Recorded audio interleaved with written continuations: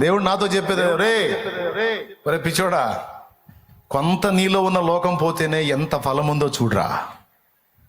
మొత్తంగా నీలో ఉన్న లోకమంతా బయటికి పోతే ఆ తర్వాతి ఫలాన్ని ఒక్కసారి అంచనా వేయరా అంటున్నాడు ఆయన. కొంత నీలో ఉన్నది బయటికి పోతేనే ఇంత కార్యం జరిగితే, రే మొత్తంగా నీలో ఉన్నదంతా ఖాళీ అయిపోయి నేను కూర్చుంటే ఇంక పూర్తిగా ఎట్టుంటుంది ఊహించరా. ఎందుకురా కృంగిపోతున్నావు, ఎందుకురా భయపడుతున్నావు? నేనేమన్నా సైకోనా, లేకపోతే నేనేమన్నా శాడిస్టునా నిన్ను ఇబ్బంది పెట్టి ఆనందపడటానికి? నువ్వు నా ప్రాణంరా. నాతో అన్న దేవుడు నీతో కూడా అంటున్నాడు, నా కుమారి నువ్వు నా ప్రాణం, నా కుమారుడా నువ్వు నా ప్రాణం.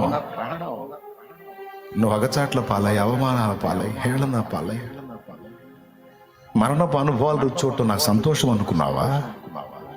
నాకు ఆనందం అనుకున్నావా? శాపాన్ని నువ్వు అనుభవించడం నాకు సంతోషం ఇచ్చింది అనుకున్నావా?